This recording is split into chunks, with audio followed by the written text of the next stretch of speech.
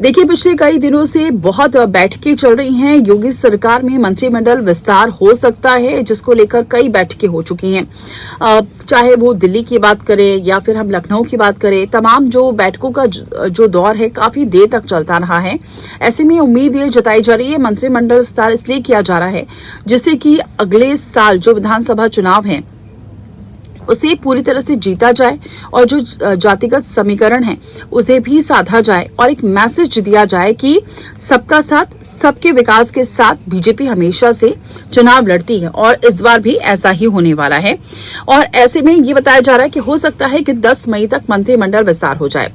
BJP संगठन ने अगले 20 दिनों में मंत्रिमंडल विस्तार और प्रदेश की नई टीम तैयार कर लेने का जो प्लान है वो बना लिया है।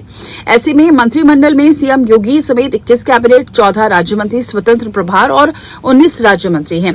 अभी 6 मंत्री और बनाए जा सकते हैं। लोकसभा चुनाव के बाद से ही यूपी में मंत्रिमंडल विस्तार की जो चर्चाएं हैं काफी दिनों से चल रही हैं, लेकिन बीजेपी के संगठनात्मक चुनाव की वजह से विस्तार नहीं हो सका है। अब मंत्रिमंडल में अभी डिप्टी सीएम ब्रजेश पाठक समेत कुल 7 मंत्री ब्राह्मण हैं, क्योंकि ब्राह्मणवाद का जो मुद्दा था वो इस बार बहुत देखने को मिला है। तो क्या इस बार ब्राह्मणों को साधने की कोशिश की जाएगी, ये भी हो सकता है इस मंत्रिमंडल विस्तार में। तो पूर्व मंत्री जितिन प्रसाद के सांसद और केंद्र में मंत्री बनने के बाद योगी मंत्रिमंडल में ब्राह्मण कोटे की एक सीट अभी खाली है, तो हो सकता है एक सीट भरी जा सकती है। हालांकि सूत्र बताते हैं कि मंत्रिमंडल विस्तार में 2 ब्राह्मण चेहरों का भी नाम है जो मंत्री बनाए जा सकते हैं।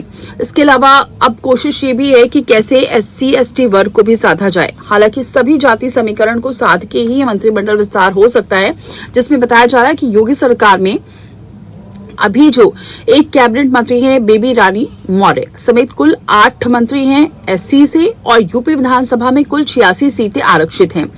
इनमें SC के लिए 84 है, जबकि ST के लिए 2 सीटें आरक्षित हैं।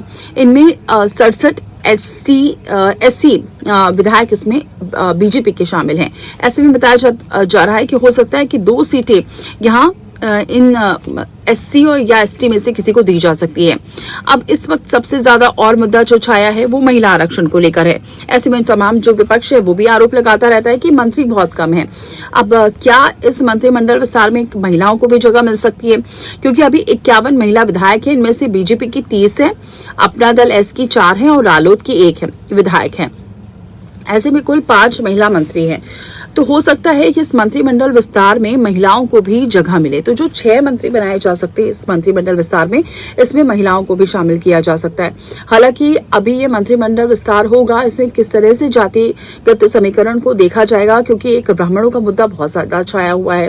तो ऐसे में ब्राह्मणों को जगह मिल सकती है। SC ST का भी बात सामने आई, महिला आरक्षण की भी बात सामने आई। कुछ ऐसे लोग हैं जो सपा को छोड़कर आए थे, चाहे उसमें मनोज पांडे हो या फिर पूजा पाल। हो सकता है कि मनोज पांडे और पूजा पाल को भी जगह मिल सके, क्योंकि मनोज पांडे एक बहुत बड़ा चेहरा है और पूजा पाल किस तरह से विवादित रही थी हमेशा से ही। और इस बार उन्हें क्योंकि उन्हें न्याय मिला योगी सरकार में, उसके बाद से वो लगातार कई ऐसे बयान दे चुकी हैं, जिससे ये आशंका जताई जा रही है कि इस मंत्रिमंडल विस्तार में जो एक महिला को शामिल किया जा सकता है वो पूजा पाल भी हो सकती है। अब देखना होगा कि क्या वाकई 10 मई तक मंत्रिमंडल विस्तार हो पाता है या फिर इस बार भी सिर्फ एक चर्चाओं का ही दौर गर्म है। लेकिन होना बिल्कुल तय है, क्योंकि अगर ये मंत्रिमंडल विस्तार नहीं होता है तो कहीं ना कहीं आगे आने वाले चुनाव में जो साधने की वोटर्स को कोशिश है वो थोड़ी कम हो जाएगी और कई ऐसे चेहरे भी हैं जिनका नाम भी कट सकता है। तो ये भी मैसेज होगा कि आपने वाकई काम नहीं किया है, इसी वजह से आपको मंत्रिमंडल से हटाया जा रहा है।